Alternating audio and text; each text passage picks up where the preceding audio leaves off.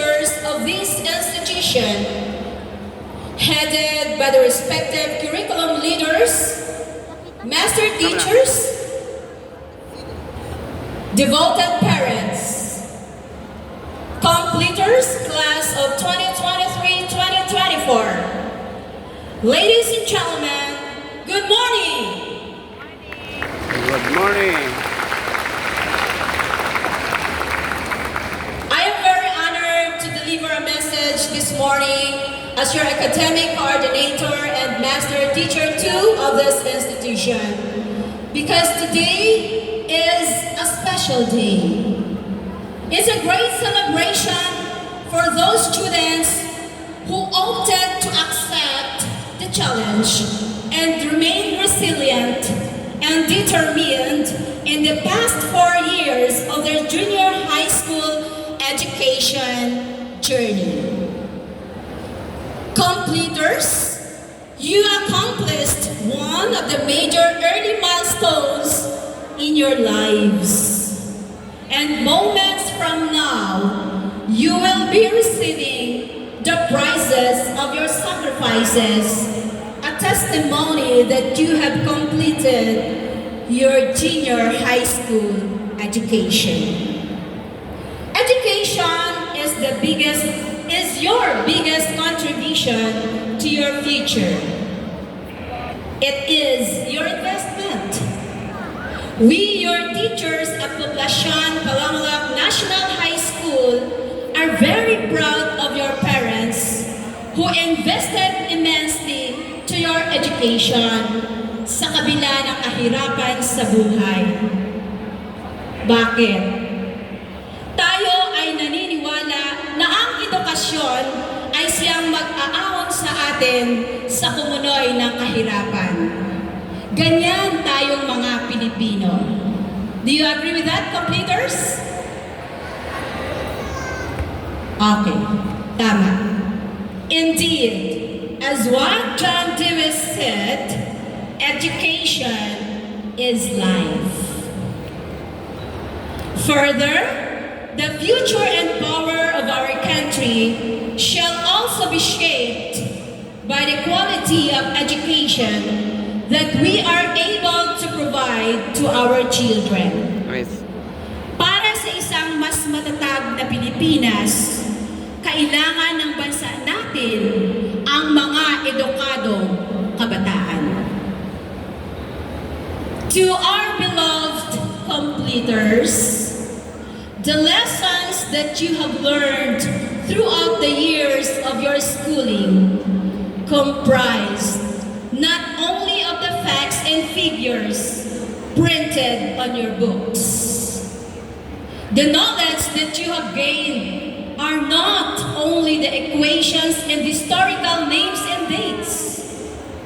The most important lessons are the positive values that you have learned from your teachers, friends, and classmates.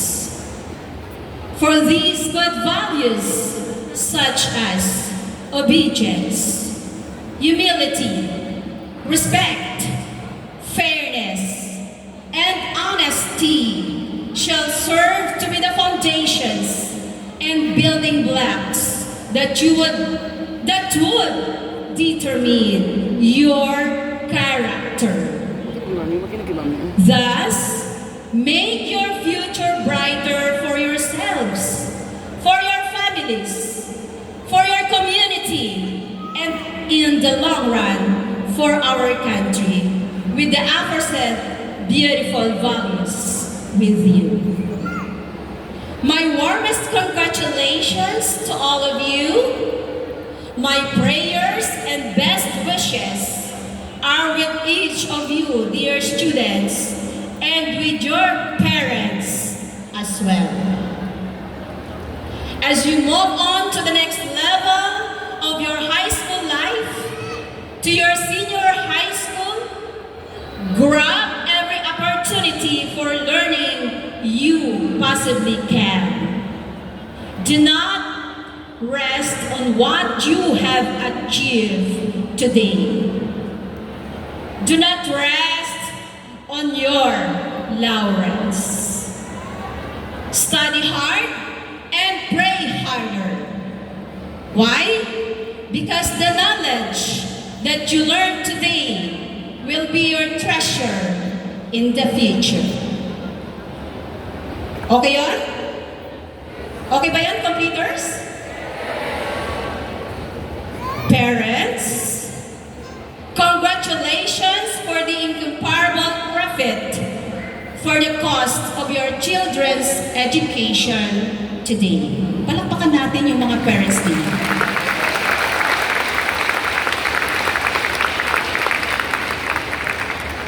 To all the teachers, congratulations, for today is the realization that teaching is indeed the noblest profession. Palakpakan natin mga teachers natin.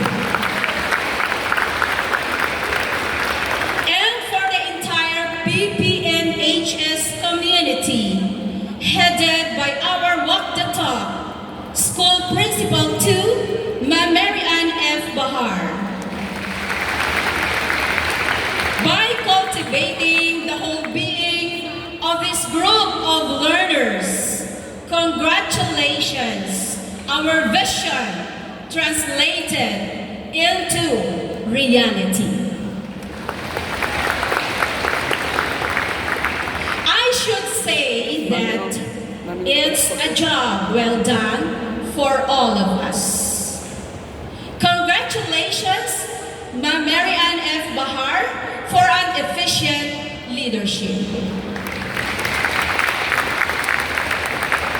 Glory be to God, the highest. Once again, good morning.